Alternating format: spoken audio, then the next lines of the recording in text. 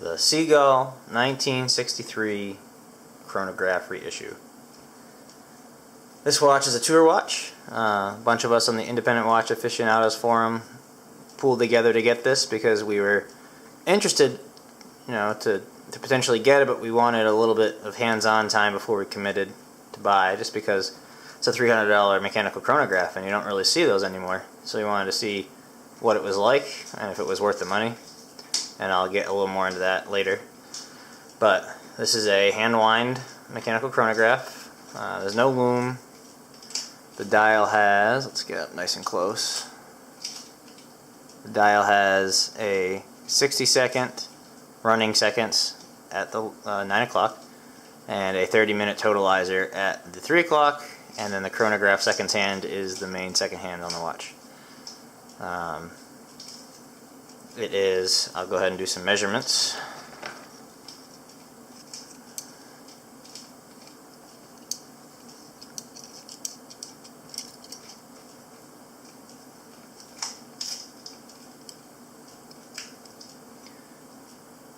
We are running a, let's see if I can get this visible here, 37mm case diameter, a lug to lug of about 47mm, a thickness of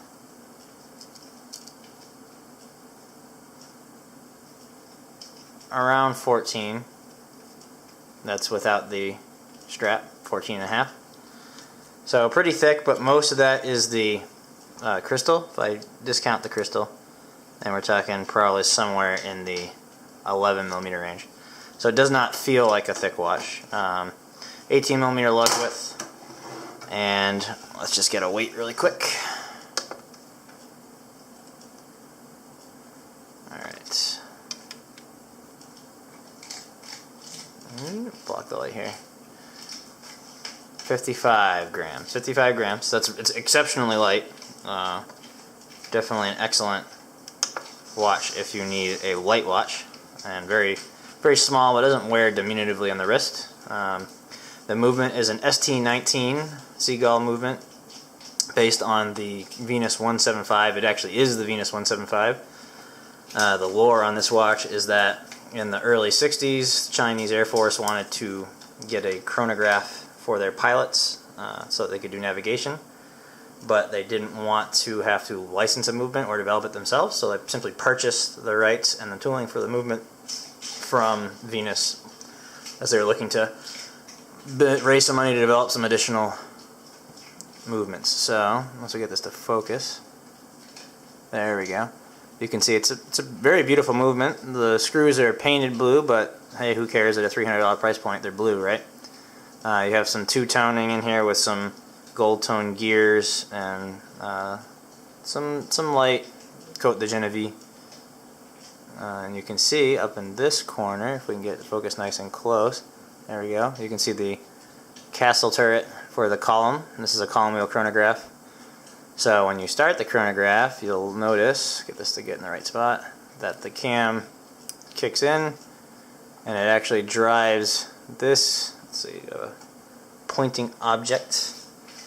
I can use this for now. So this wheel right here swings forward to engage the center seconds to start the chronograph. That wheel is spinning all the time, so when I stop it, it just pulls away. So that's how this chronograph movement works. And then the reset brings the cam back to the chrono column. So, Hesselite crystal. The dial has a beautiful, it's got a red star, applied indices. It says 19 Zhuan, which is supposed to mean 19 joules, and some text presumably about its country of origin and Chinese characters at the bottom. And then there's a detailed register. Let's see, get the focus in here.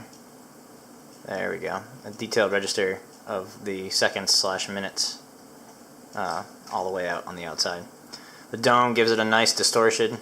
It's very legible, even in low light, because of the gold markers. It reflects, so it's got decent legibility. Blue hands, except for the second hand, which is red. The chronograph engagement is very audible and very crisp. I've had a Speedmaster reduced and some other chronographs, and this is certainly on par with them for the most part. The only thing that I would say is inferior as far as compared to like a Speedmaster reduced with the automatic chronograph is that the reset is a little mushy. It's very fast and it's very audible and it's very precise, but it doesn't have that click like the start-stop does. That's probably just due to I've never had another column wheel chronograph. I have had a column wheel chronograph, and yeah, it was similar. So it might just be a feature of the column wheel. I'm not 100% sure. I'm not a chronograph guy, as you might be able to tell. I'm mostly a dive watch guy. So it has a beautiful. It's like basically a champagne dial. Has a nice vintage look to it. It's not like it's a faux vintage. It's just that's the color that a lot of vintage dials were. So. Yeah, it's a really nice watch. The main crown has a nice stamped design in it, the same star. The case back has some more Chinese characters and then 1963. The strap that it comes with is certainly by no means trendsetter as far as quality, but it's perfectly comfortable to me. I like NATOs. If you don't like NATOs, you're probably not going to like it. It's pretty coarse. It's like most other military NATOs I've worn. Very durable, but you know it's not designed for your luxurious comfort. I'll put it on and do a quick wristwatch check. My overall impressions of the watch is very solid. It's got a very nice audible click to the winding gear. It's been perfectly accurate. Let's see. So I set the Seiko Monster recently, and I set this watch when I got it almost a week ago. And as you can see, they're both spot on. So, definitely a solid watch. I think it's for a $300 watch. It's incredible quality, and I will probably buy one if I don't win it at the end. Just because I liked having a chronograph in my collection, but I didn't want my most expensive watch to be a chronograph, which it was at the time, with the Speedmaster reduced. Just because I don't use the chronograph feature very often. But there we go. As you can see, it fits very nicely on the wrist. It's small, but it doesn't have a diminutive presence. My wrist is just under 7 inches. So it's very comfortable. Sits pretty low. I think it would probably fit under a shirt cuff, but you wouldn't want to wear it under like a tight shirt cuff. Especially with a one piece. You could probably do it with a 2-piece.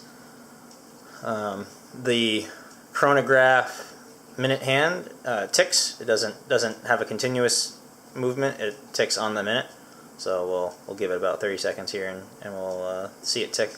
My Speedmaster reduced did have a continuous sweeping minute and hour hands, which I prefer this style. It looks a little more crisp.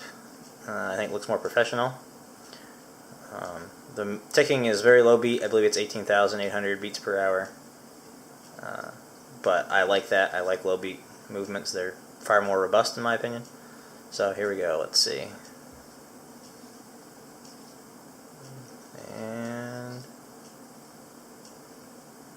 Tick. There we go. It's not super snappy, but I don't know. I'm perfectly satisfied with it. It's a proven movement. You can't say it's a junk movement, because if you're saying it's a junk movement, you're probably saying that by the basis of the fact it's made in China. But it's made in China with Swiss tooling and a Swiss design, so I have no issues with it. I think that if you're looking for an intro to a mechanical chronograph and you don't want to have to hunt on eBay for some of the ancient Japanese ones that are around, see this second, there we go, then this is a great choice for you. But if you are coming from like a Zenith El Primero and you just want a beater chronograph, then you might be disappointed if you're not used to more vintage low beat movements without fancy tech, just a simple column wheel chronograph that works. But as far as quality, the only thing that I've noticed is that, I don't know if you can hear that, but if you shake it, that cam that moves freely to allow the chronograph to engage does make a little slight clicking noise. I think that's an issue. Shouldn't be shaking your hand that hard with a chronograph anyway. Chronographs aren't the most robust movements just because of the complexity. It's a very complicated thing to make a movement that can keep accurate time as well as keep a stopwatch time. So yeah, that's about all I have. I'm very impressed with this movement, and I would not hesitate to suggest it to anyone And this particular case design, I like the 38 better than the 42, just because I think it's a more true heritage. Since this is definitely a vintage kind of, it's a reissue. It's not an homage. It is, I guess, an homage, but it's not an homage in the sense that it's copying someone else's work. It's copying their own work, and not even so much copying it, but just trying to bring it to the modern audience. I think that as an Air Force member, U.S. Air Force member, I think it's very neat. This has a lot of Air Force heritage, Chinese Air Force heritage. But yeah, if you have any questions, leave them in the comments below, and I thank you very much for watching. Goodbye.